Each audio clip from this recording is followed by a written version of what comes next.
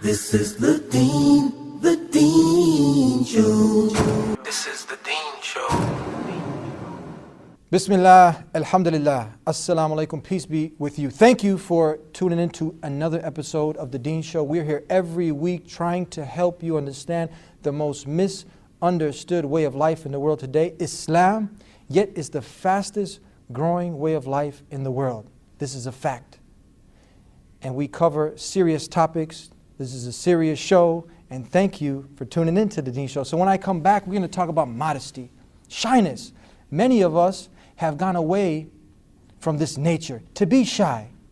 You go to the supermarket, the billboards, half-naked women all over there. You look at Beyonce, Britney Spears, just full naked, and then the young ones are emulating the older ones. And next thing you know, you're buying your 6-year-old, 7-year-old daughter clothes that match them, and you're forgetting about shyness and modesty. And that is what we're going to be discussing today with my next guest. That's right, he's back here on The Deen Show. Sheikh Kamal El-Mekki. We'll be right back on The Deen Show. This is the Deen Show. This is the Deen Show. This is the Deen Show. This is the Deen Show. This is the Deen Show. This is the Deen Show. This is the Deen Show. This is the Deen Show. This is the Deen Show. This is the Deen Show. This is the Deen Show. This is the Deen Show.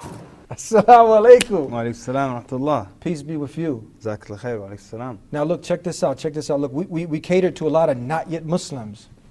Now they see this on your head and they wonder, is he one of those guys? Is he one of the people that are trying to bring harm to us? Is he one of those from Al-Qaeda? Is he one of these people, 9/11, and they're getting freaked out? So we want the truth to be able to penetrate, but we want to alleviate, assuage any fears. What's going on, Sheikh? You know what? It's just, it's more cultural and traditional. It's not really religious. You're not in a gang or nothing? No, not really. If I were, I would be the gang leader though. But you know, I'll tell you something. A lot of times, even with Muslims in the West, they think like what I'm wearing now is like the Islamic garment. It's not. It's just a cultural garment. And that's why a lot of times I wear a suit and tie like you're doing, or wear jeans and a shirt, and people will be like, oh, you're not dressed Islamically. Well, that isn't Islamic anyways, but people associate it with being Islamic. And sometimes when you give a lecture, you put it on because people expect that of you, but not because it's really an Islamic attire or anything like that. You know? Some people, you go to certain places, and if you don't look like them, you don't dress like them, you don't sound like them, we don't want them Muslims over here. So they see you, and it sounds like the same people who are telling certain people to get to the back of the bus. The same kind of racism. Do you feel that this is kind of the same thing we're talking about? Well, it certainly sounds the same, different style, but it's the same thing happening. You know? And you know, it's interesting that for our history in the United States, there's always a group that's oppressed, you know. And you know, first it was the Native Americans, then it became during the World Wars, you know, the Japanese, then it became and maybe it still is the African Americans. One African American civil rights leader, he said that, you know, the Muslim is the new Negro. The Muslim is yeah, so you're actually a Negro now if you.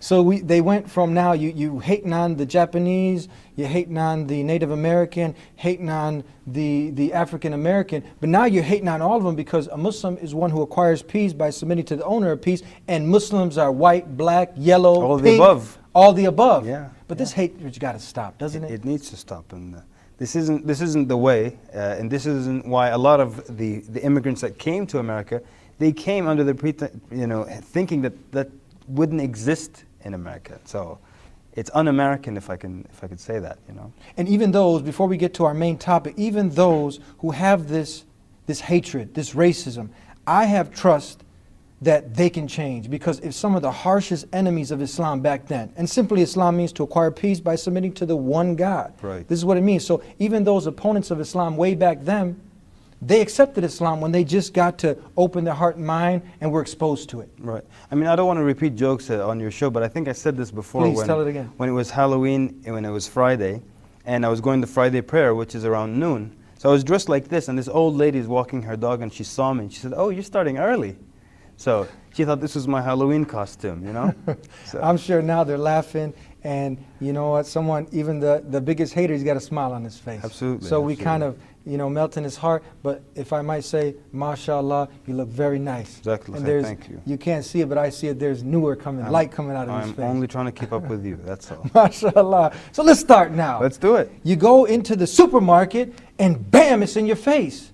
Right. Bam, it's over here. You turn over here and astaghfirullah. You got to turn, man, you can't look nowhere. It seems like more and more people are going away from shyness, from modesty. It's not the cool thing. You got to show more rather than less. Right. What is going on? Excellent. You know, let's first define it, right? So modesty in Arabic is haya, right? And the word haya in Arabic is actually a little bit more than modesty. It has bashfulness in it, it has modesty in it, and it also has in it self-respect. If you respect yourself and you don't want to humiliate yourself in front of Allah, in front of other people, and in front of yourself, then you'll have this type of haya. Self-respect. Humility, yes, Humility. absolutely. So it's a mixture of all these things put together. And you know, very, very useful, all of them, all valuable meanings.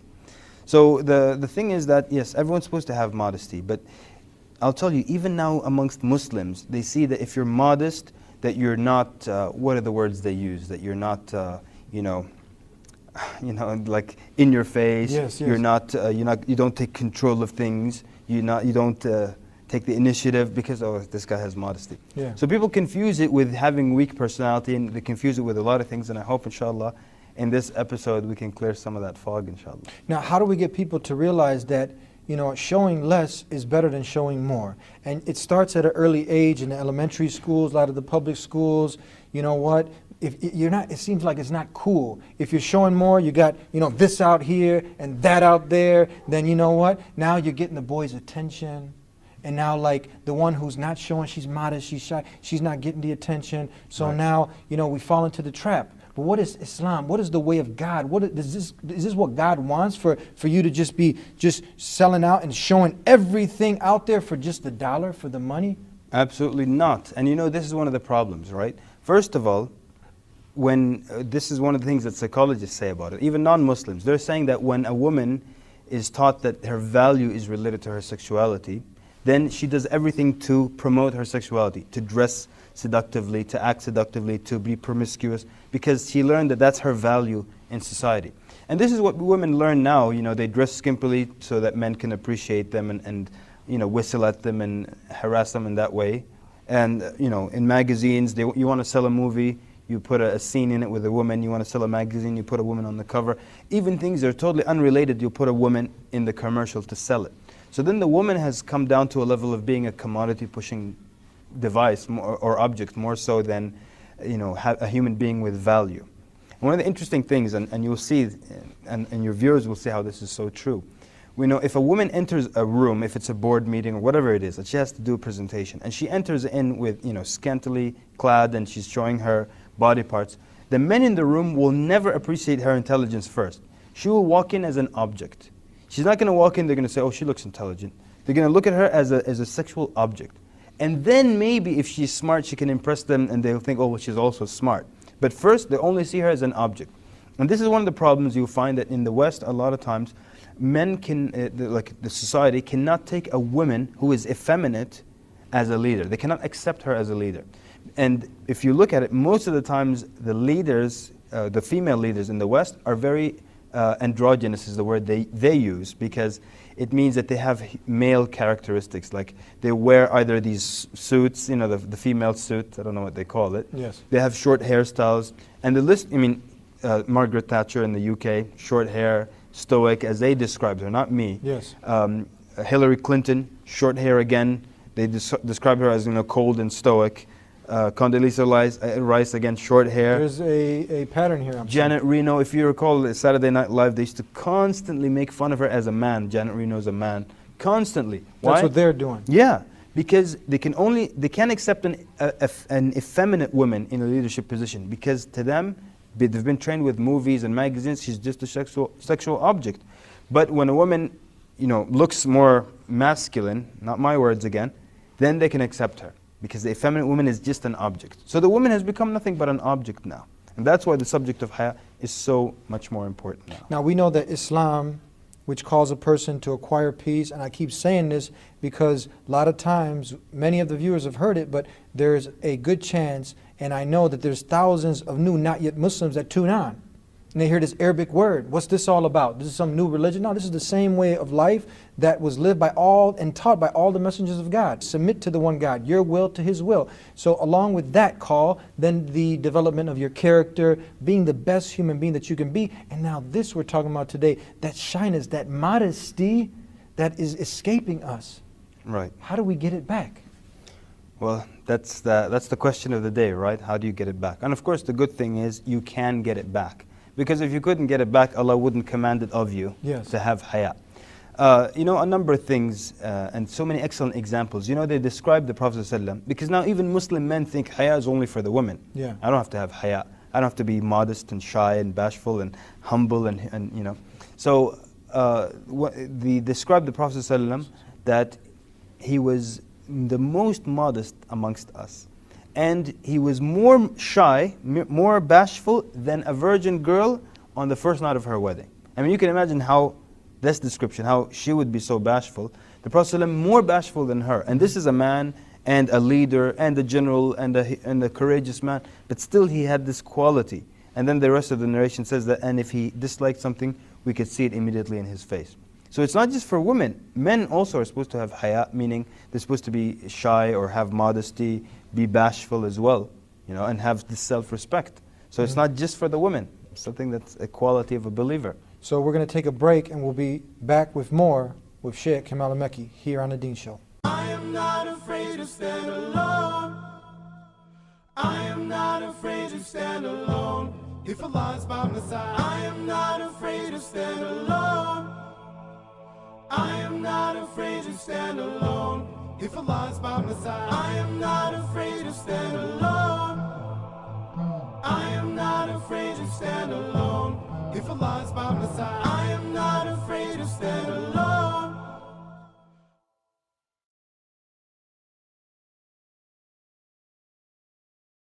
The Quran says, don't kill women, don't kill children, don't kill the old people, don't attack the civilians. This is what the Prophet Muhammad told us. Ibn al-Qayyim rahimahullah said that the Prophet ﷺ never ever started a war against anybody.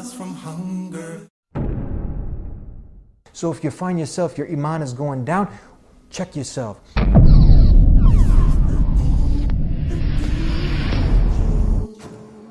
There is none worthy to be worshipped except Allah alone. You got some CD or some music in the car, bobbing your head to 50 cents or... No, it's common sense. Don't do things that can hurt people. Lady Gaga, Goo and all that other nonsense. Bullying is haram, backbiting, slandering, and such substances as smoking. Stay tuned, 18-inch biceps. We'll see what happens to Eddie on the Deen Show. This is the Deen Show. And we holding it down on the Deen Show early. Make sure y'all tune in. Back here on the Deen Show with Sheikh Kamal El-Mekki. Thank you for finding the time. It's always a pleasure to have you on the Deen Show. Well, you know, it's my pleasure, and I'm always here for one thing and one thing only, right? And that's to hold it down on the Deen Show early. That was one of our guests. Absolutely. Brother, that brother also, like many of them, we've had Napoleon from the Outlaws, Tupac's crew, former crew, Loon, and then from Jay-Z's out. These people are coming to Islam. They're coming to the realization that, you know what? All this money and glamour and glitz is not where it's at. Absolutely. Islam is where it's at. It's cool to be a Muslim, doing all the good that the Creator's called us to do. It's the new black. So tell us now. Look at this. Okay, we're going to start and give some practical examples of the shyness, let's say, for the man. You know, you go into, from a young age, they try to throw all the men together and they're showering naked, you know, or you just, your shirt off and you're flexing here and your navel, everything is showing. So now you grow up in a culture that's doing that. All right, where what does Islam call you to do? And now the person that's listening is going to be like, you know what, that makes more sense. Right. And just what kind of we touched on earlier, that when you have haya, when you have modesty and shyness and bashfulness, it's not that you now have a weak personality or that you're scared of people or that you're not courageous enough or you're not confrontational. It's actually, because people they confuse it with that. And I don't think you're weak, because last time you talking about 500 on the bench. Oh, that's easy, yeah, absolutely. That's nothing, that's warm up. So the idea is this, that the Prophet ﷺ told us in a hadith, he said, Al-haya la ya'ti illa bi khair. Basically, it means that nothing except good comes out of modesty. Yes. So no bad comes out of it whatsoever. Only good comes out of it. So if you think that, haya means you'll get your rights trampled upon, people will push you around, you're confusing what haya is. That's not what haya is. Haya is to have modesty, to have bashfulness. And that's why we always tell sisters, you're supposed to have haya, right? And then they tell you things like, why should I be afraid of the man, he looks at me in the eye and I'm supposed to lower my gaze. I'll stare him down, If he wants to fight with me, I'll fight back. He wants to exchange bad words. Yeah. That's not haya. What we're not saying let your rights be trampled upon. We're saying don't lose your haya in the process of regaining your rights. Yes. Which is how it's supposed to be. One of the fantastic examples is that of Aisha radiallahu anha, the wife of the Prophet ﷺ. So the Prophet ﷺ, when he passed away, he was buried in what they call her apartment or her room. Mm-hmm.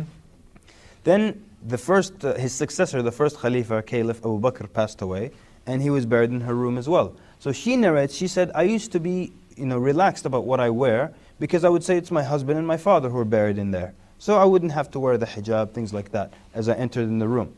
She said, then when Umar, radiallahu anhu, the successor of the successor, when he was buried This there. one of the companions now, so they know the Correct. Prophet. And this was the second caliph in Islamic history. Couldn't you compare it to like president? Yeah, exactly, like Okay. the leader. Leader. So then when he passed away and he was buried in her room, she said, I could not come in uncovered. She said, I would cover up properly out of haya from Umar. Shyness. Can you imagine that? Out of shyness from a dead person who's buried underground, but yet this is the kind of haya that she had.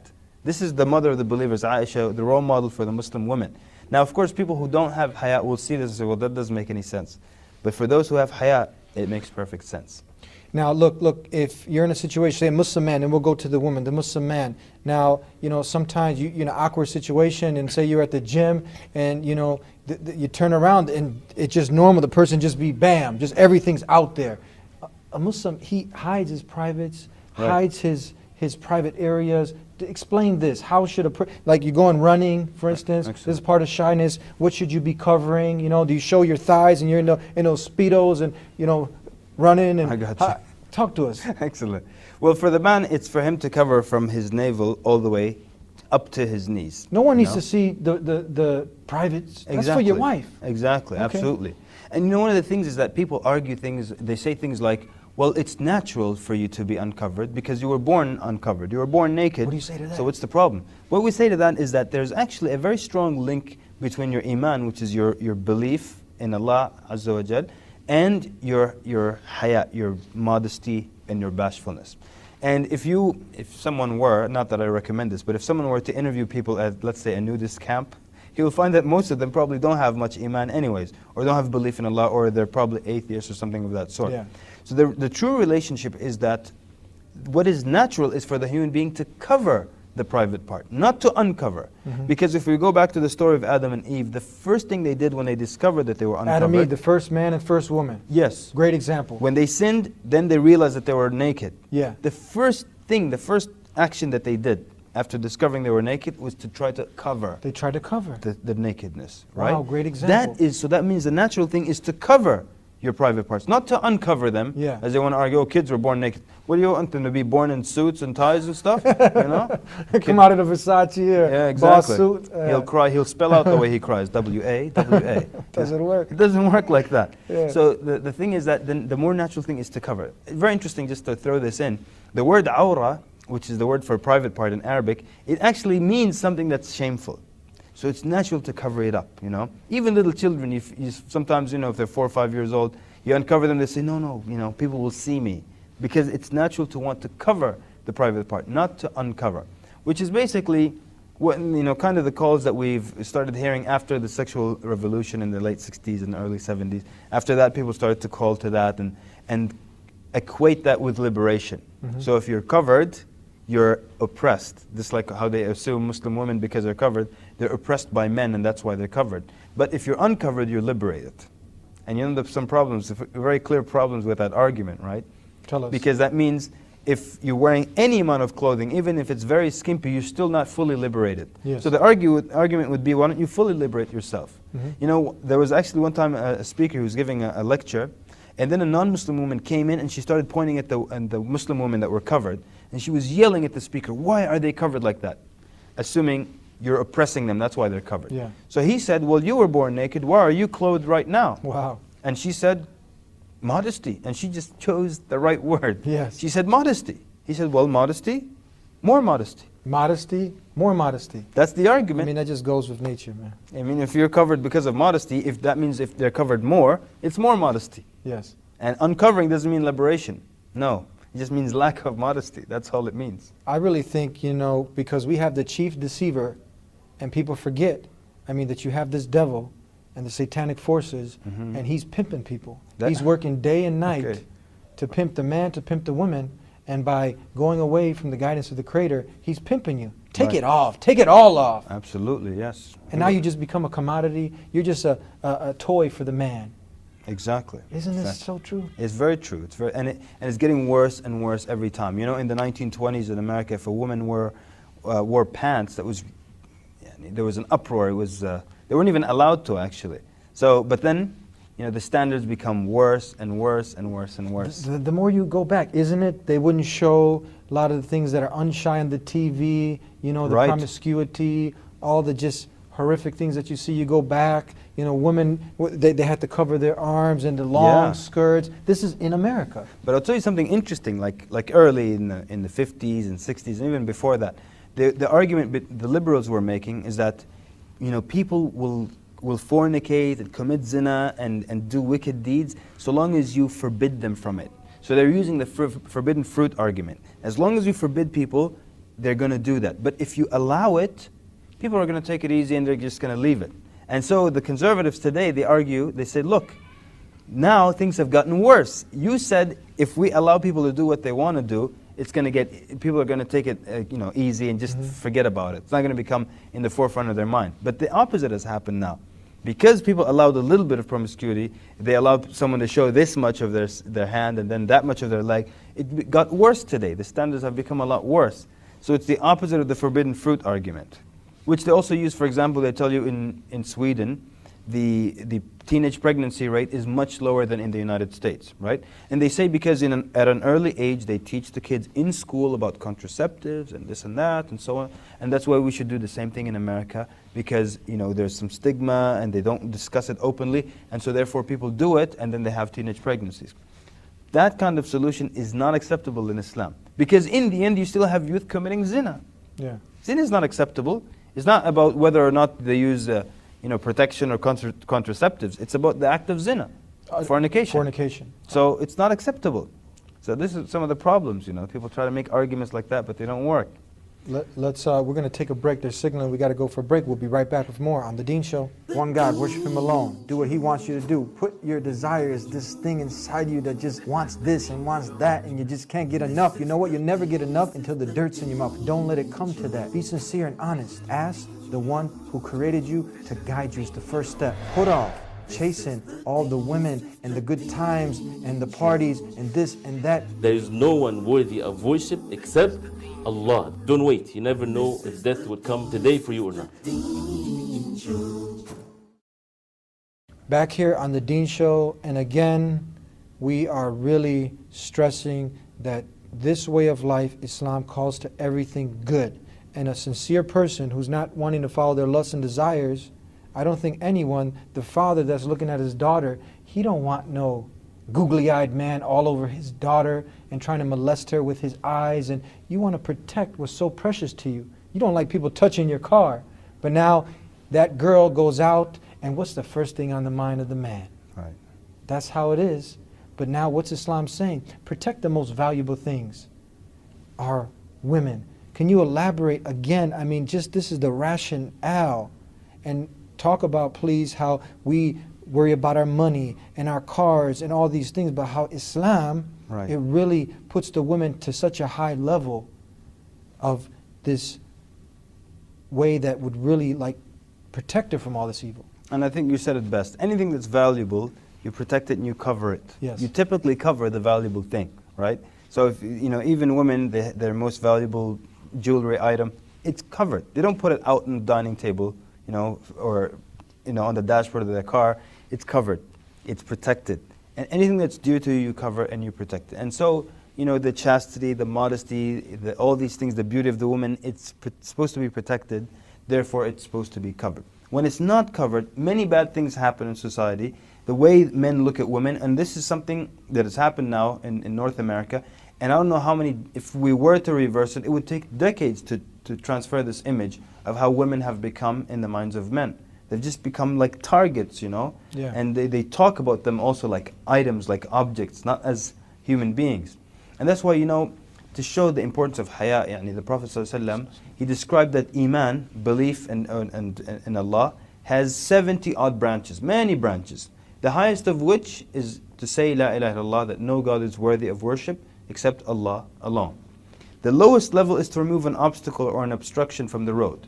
But notice he said there are 70 odd branches of iman. Then he gives only faith. one, of faith. Can you translate it faith? Of faith or belief, right? Belief. Then he gives only one example. And he said, Wal haya bid'a min al-iman. And modesty is one of the branches of iman.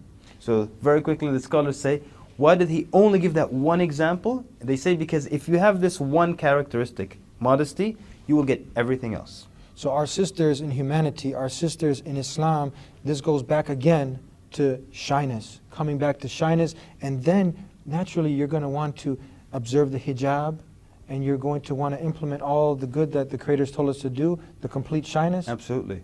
And is this, for the sisters also who are having a hard time with the hijab, what advice do you give to them? The reminder is that, and I know we're running out of time, but one of the scholars have categorized modesty or shyness into 6 different types. But one of the most important ones is having shyness with Allah subhanahu wa ta'ala. People will use bad words, but they're ashamed to use it in front of an elderly person, but they're not ashamed to use it in front of Allah. They'll smoke, they want to hide it from the imam or from the religious leader in the local community, but they don't hide it from Allah. A woman will uncover in front of her father, maybe she has another outfit to make him think she's dressed well, but in front of Allah, she's not dressed well. It's for the believing man and woman to constantly remember the fact that Allah subhanahu wa ta'ala is watching. And you should be more shy of Allah than you are of other individuals that you hold in high regard, And that's why the scholars say that sometimes the sin you're committing, or the fact that you don't care that Allah sees you committing a sin, can be worse than the sin itself that you're committing. That's deep. That's deep. Last minute. So just some examples now. Shyness in the way you speak, not using curse words, saying good things. What else? Dressing properly, talking properly, acting properly. What is it? In dealings with people, in everything, in business dealings, in meetings. Yeah, because some people tell you, you've heard the saying, business is business. Yeah. Meaning, business is business. I can be cutthroat, I can be rude to you, but then after that we can go get dinner together or what have you. Doesn't work in No, Islam. it doesn't work like that. Because your good manners is a constant, it's something that's constant, not something that you do whenever you're in a good mood, or you can turn off your good manners because we're in a business meeting. No, so it's constant. So haya in everything, in speech, in dealings, in dressing, in behavior, in walking, in everything. With your parents, everything. Being Absolutely. shy, being modest. This is what Islam is calling us to. Thank you very much. May My God pleasure. Almighty Allah reward you once again. Thank you very much. And thank you again. Again, you've gotten to learn something new. We've always stressed the call to worship just the Creator, not His creation, character development, and then shyness. You got to learn about shyness. It's something, again, that just goes with your nature. And everything, if you investigate Islam, you'll see that everything you learn, it just makes sense. It's not something that's weird. You're not doing something that's way out there, bizarre, something mystical and only, esoteric where just a few people understand this. Islam is something that's from the Creator, so it's got to make sense. And I'm sure if you have an open heart and open mind, you know this makes sense. So if you'd like to learn more, call the number on the screen, 1-800-662-ISLAM. Visit us here every week on The Deen Show. We also have the new radio show at TheDeenShow.com. You can also pick up our new DVDs and share this message of peace. Peace acquired by submitting your will to the will of the one God, Islam. We'll see you next time. Peace be unto you. One of the beautiful things about our religion of Islam is the emphasis on direct ritual and prayer to God directly. There is no intermediary. The lights will go on after the party, and the party will end. It's very simple and very clear. There are no superstitious rituals, no strange incantations. Time is running out. We might not make it till tomorrow. And this is something that we need to think about. No speech is better than to do da'wah, to call people to Allah and to do the work. No speech is better. No, nothing is better than that. Is it true that if one person on Allah giving you the ability to guide someone with Allah's permission, the Creator's permission, that is better than everything in this world? Better than the whole world and everything that's in it. In another narration, it's better than the best of wealth. But if we really felt that, Eddie, would we not be out giving da'wah? And this is something that we encourage all the MSAs, all the da'wah organizations, the masjids to get this. We want to print more. We give these to the non-Muslims for free. We want our brothers in humanity to become our brothers in faith.